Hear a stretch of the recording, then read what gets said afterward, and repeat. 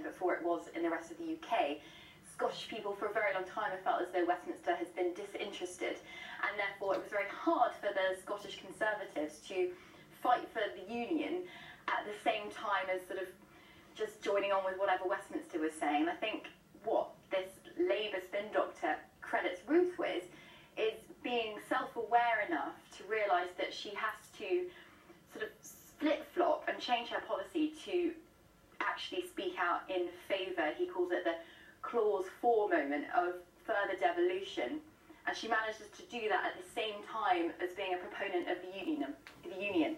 And he does put a lot of credit down to her, but it's also, there is a bit of realism in the sense that there was obviously the Scottish referendum, which was just really lucky for Ruth because it gave her a platform in which she could speak about something with a lot of confidence in the way that we've seen her not be able to do when George Osborne and David Cameron, her very close allies, introduced a policy of austerity that she didn't seem to be very comfortable with.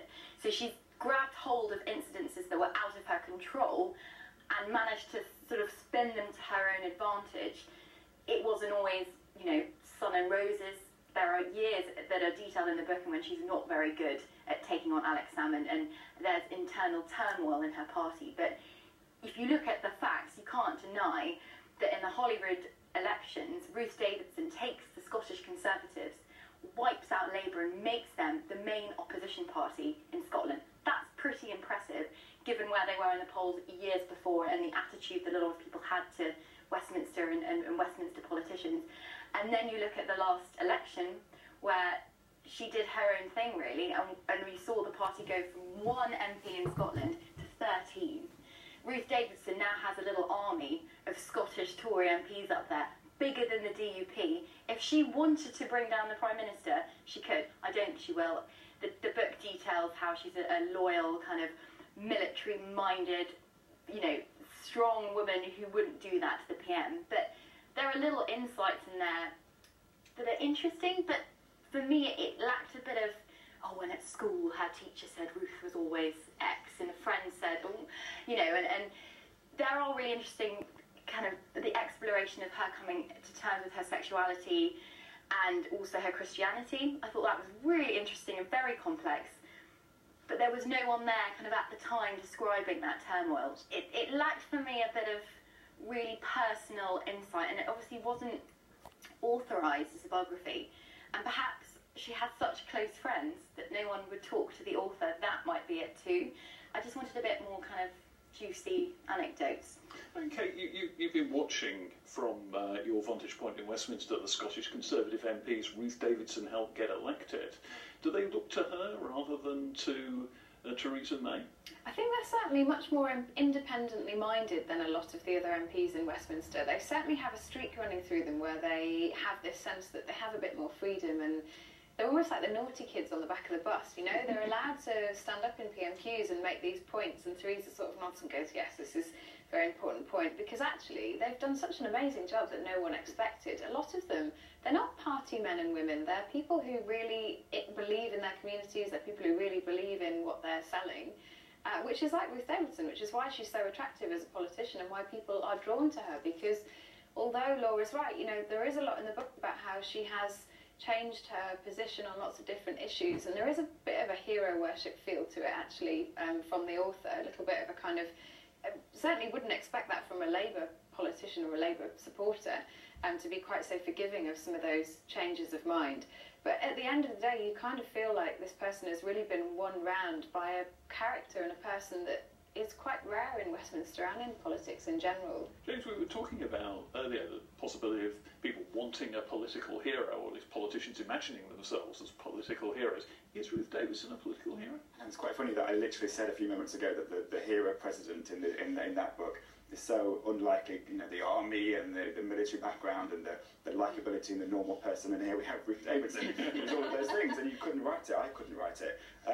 She's fascinating, and this book, yeah, obviously is but it made you be a fan of her, and I'm fascinated by her. But I don't know how you can't be.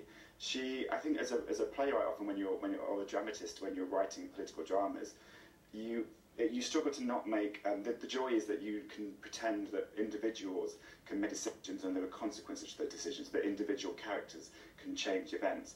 but you never really feel that that's truthful, because it's always you're existing in a context. There's all that history. We're all just bit plays in the big machinations of global politics. But here is someone who actually did, as an individual, because of her personality and because of her strengths, change the course of history of Scottish politics, and it's really remarkable. I agree with Laura. What I wanted to find out more about was actually, given that on paper she is such a joyful contradiction, she's such an unlikely conservative. She's a Christian, but she's gay. She's socially liberal, but she's a Tory. She's a weightlifter, and she's in her 30s, but she's leading the opposition in Scotland. I didn't actually really discover from this book quite where her Toryism came from, her conservatives. He references her dad as a moral compass. He references this event, which I didn't know about, when she was 5. She was hit by a truck and she was given less than a 50-50 chance of survival. And the institution that rebuilt her, the health service, gave her a sense of community that maybe is lacking in other conservative politicians.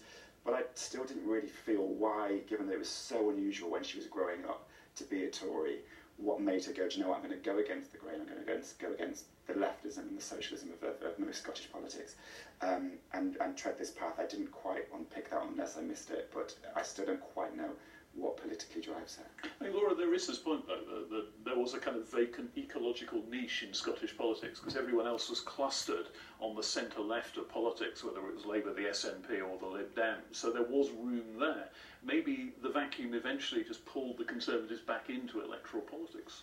Maybe, but I think she took quite a calculated decision on devolution. That was the main issue at the time, and for so long the party had been having a conversation but not really looking outwards, and there was too much internal politics. And it's ironic though that the flip-flopping, because Murdo Fraser, who ran against her for the leadership, had talked about, you know, breaking away from the Conservative Party down in London and actually setting up a new party. He talked about devolution, and her platform was no, no, no, and then she does flip-flop.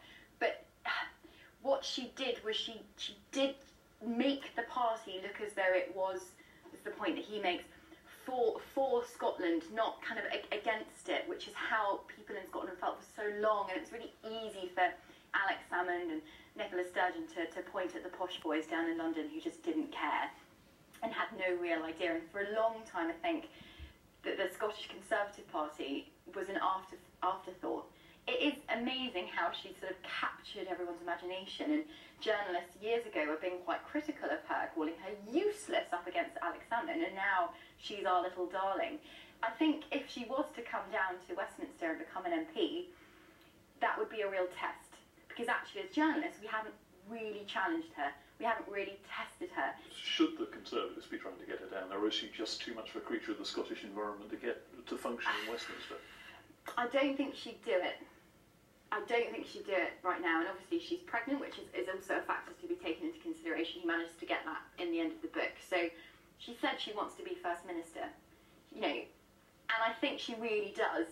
She is clearly very ambitious. She said, ran on a platform of, I want to make us the opposition party in Scotland, and everyone at the time would have laughed her off stage, and she did.